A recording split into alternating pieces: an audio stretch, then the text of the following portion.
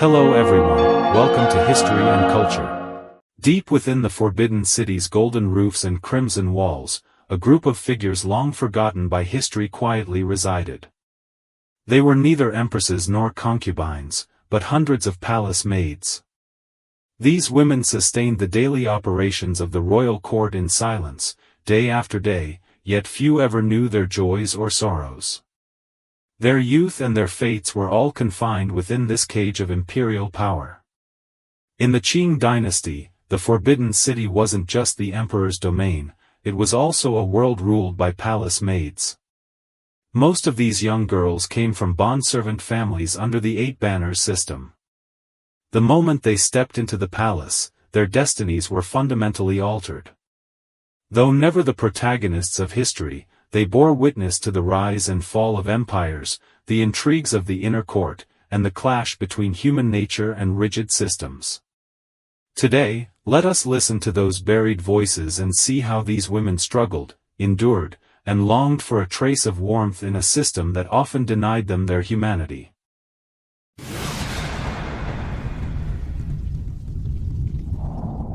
The recruitment of palace maids in the Qing dynasty followed a strict protocol.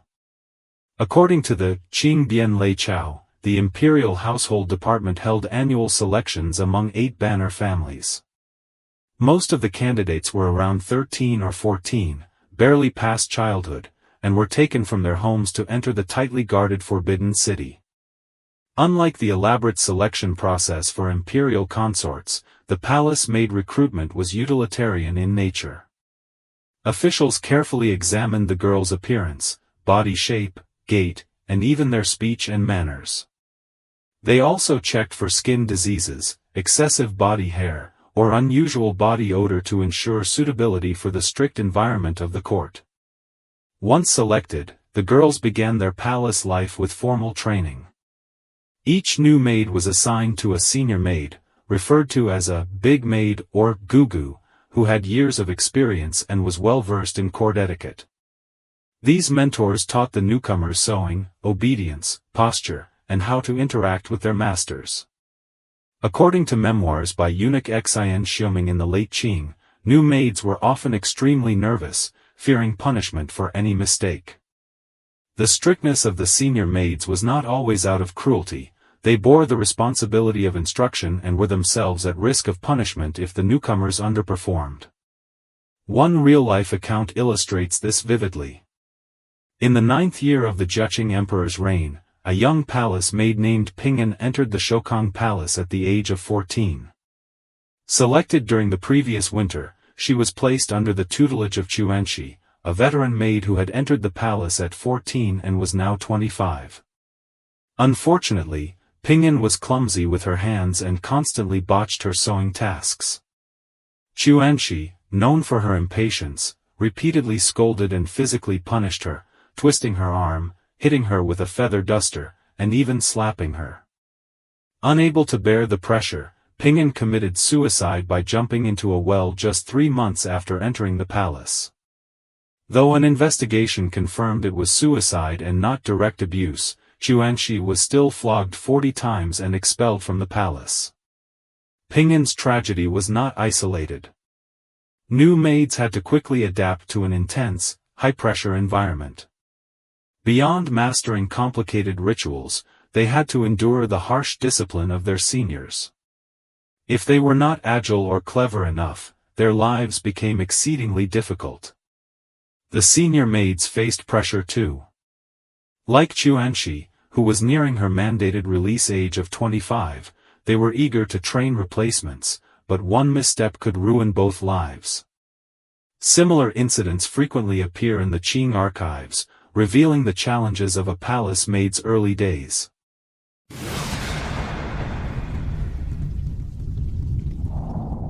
Contrary to popular belief, the number of palace maids in the Qing court was not enormous. Scholar Xiaorantu wrote in Old Classics that the number was capped at around 500. Although the official figure is uncertain, the regulation strictly limited the number of maids per consort rank. The Empress Dowager could have 12 maids, the Empress 10, imperial and noble consorts 8, consorts and concubines 6, noble ladies 4, attendants 3, and servants just 2. Based on an estimated number of 1 empress, 1 imperial noble consort, 2 noble consorts, 4 consorts, and 6 concubines, the total number of palace maids serving the consorts would be under 100. Even including lower-ranking women, the total was still far below the 9,000 maids of the Ming court. The emperor himself was not typically served by palace maids, eunuchs handled his daily affairs. Palace maids mainly served the consorts. From dressing and grooming their mistresses at dawn, to delivering tea, cleaning rooms, and standing night shifts, their days were dictated by court protocol. Yongle, a maid who served Empress Dowager Cixi, wrote in Memoirs of a Palace Maid that there was a clear hierarchy. Ordinary maids did the sweeping, high-ranking maids served food and drink, and the most trusted, called extra special maids, helped with dressing and bathing. These were chosen only after long periods of scrutiny to prove their loyalty and competence. Life in the palace was tightly controlled. Maids rose early, worked non-stop, and had almost no time of their own. Although their food was better than that of commoners, it was still limited. Qing court archives state that each maid received 1 pound of rice and 1 ounce of meat per day, along with vegetables and condiments. On special occasions, they were allowed dumplings or reunion meals to lift their spirits. Yet compared to the luxuries enjoyed by the consorts, their fare was modest. Treatment also varied by palace. For instance, maids in the Chushio Palace, where Cixi resided, were allowed monthly home visits. Elsewhere, some maids had to wait a year or more to see their families. These disparities deepened feelings of isolation and highlighted the rigid hierarchies within the court.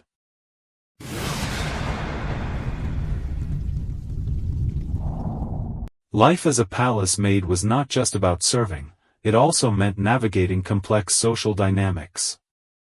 Beyond the mentorship with senior maids, they had to work closely with eunuchs.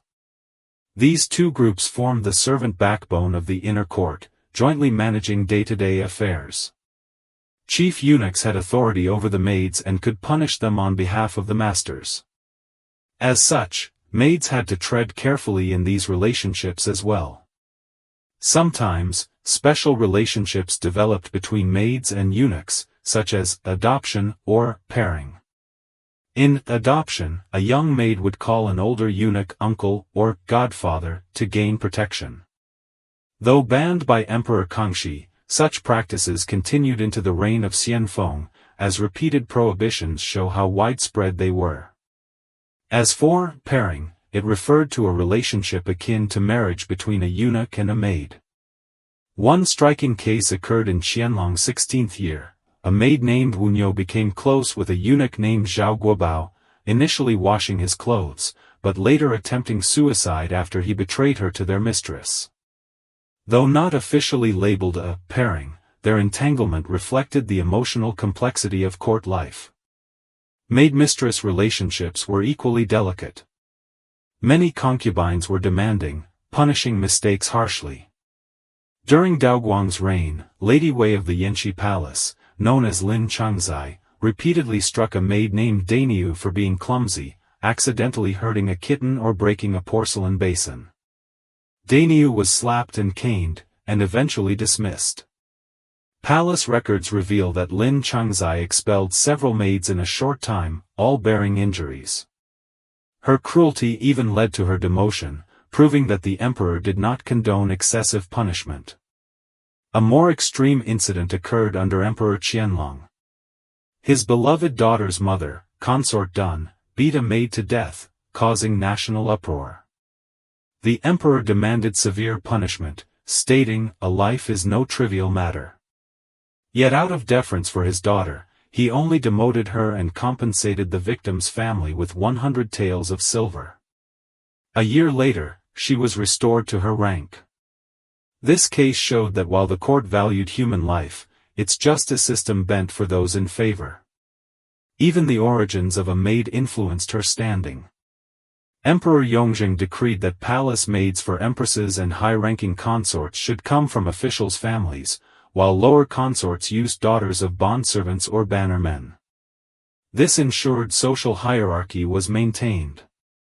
For example, if a low-ranking consort was served by a maid from a high official's family, the roles would seem inverted, leading to awkward and unstable dynamics. Attire and hairstyle, symbols of identity. The attire and hairstyles of palace maids were clear indicators of their subordinate status, simple and modest, in stark contrast to the opulence of imperial consorts. Historical records show that maids typically wore ruchuan, a traditional blouse and skirt combo, in white or other pale tones, reflecting the court's preference for understatement. Their hairstyles usually followed Manchu customs, particularly the two-bun style, where hair was tied into two simple knots and secured with cloth strips or plain pins, with little to no adornment. This practical styling also helped visually distinguish maids from higher-ranking women in the court. On special occasions, such as festivals or imperial summons, palace maids were sometimes permitted to wear modest jewelry, though simplicity remained a requirement. Scholars note that this aesthetic reflected not only the court's rigid hierarchy but also the Manchu taste for restrained beauty. While consorts dazzled in ornate robes and elaborate headdresses, palace maids' plain clothing rendered them virtually invisible within the grandeur of the Forbidden City. Food and diet, warmth amid restraint. While the diets of palace maids were better than those of commoners, they were still quite basic compared to the lavish meals enjoyed by consorts. According to Qing Palace archives, each maid received a daily ration of 1 jin, about 500 ji, of rice and 1 liang, about 50 ji, of meat, along with vegetables and limited seasonings. Breakfast typically consisted of congee, steamed buns, and small side dishes, while lunch and dinner included small portions of stewed chicken or stir-fried vegetables.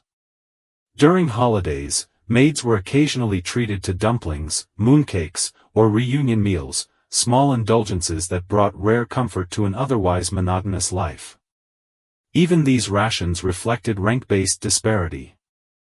Maids serving high-ranking consorts might occasionally receive special gifts like pastries or fruit, while those in the quarters of lower-ranking women had far fewer such privileges. Some records show that Empress Dowager Cixi would sometimes reward her maids with sweets during festivals, not just as gestures of kindness, but also as a subtle means of reinforcing loyalty through controlled favor. The hope of release, fulfillment and rebirth. Unlike earlier dynasties, the Qing dynasty allowed palace maids to leave after a set term of service, at which point they could marry and re-enter society. This was seen as a form of imperial benevolence toward Manchu women. In the 16th year of Emperor Kangxi's reign, a regulation was enacted allowing palace maids over the age of 30 to be discharged, after around 15 to 16 years of service, by which time most had missed their prime marrying age. Upon ascending the throne, Emperor Yongle shortened the term to 25 years of age, and at one point even suggested just 5 years of service. If a girl entered the palace at age 14 and left at 20, she still had time to marry, which was a more humane policy. However, the 5-year rule was not consistently applied. Records show many maids still served over 5 years. For example, Xuanxi, who entered the palace at 14, was still serving at 25. Still, after Yongzheng's reforms, maids over 25 became increasingly rare, suggesting the rule was mostly upheld. Upon leaving the palace, they were often granted silver or dowries to aid in starting a new life. But reintegration was rarely easy. Many had spent their youth behind palace walls, and those who served long terms faced both marital and financial challenges.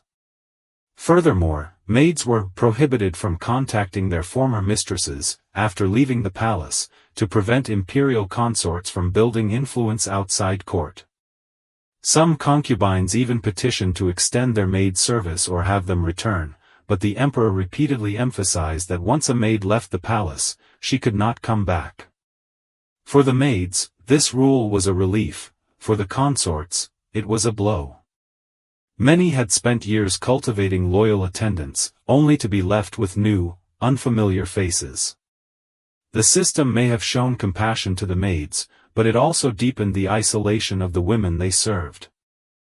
The story of Yongle, from maid to witness. Among all the palace maids, few stories stand out like that of Yongle, the personal attendant to Empress Dowager Cixi.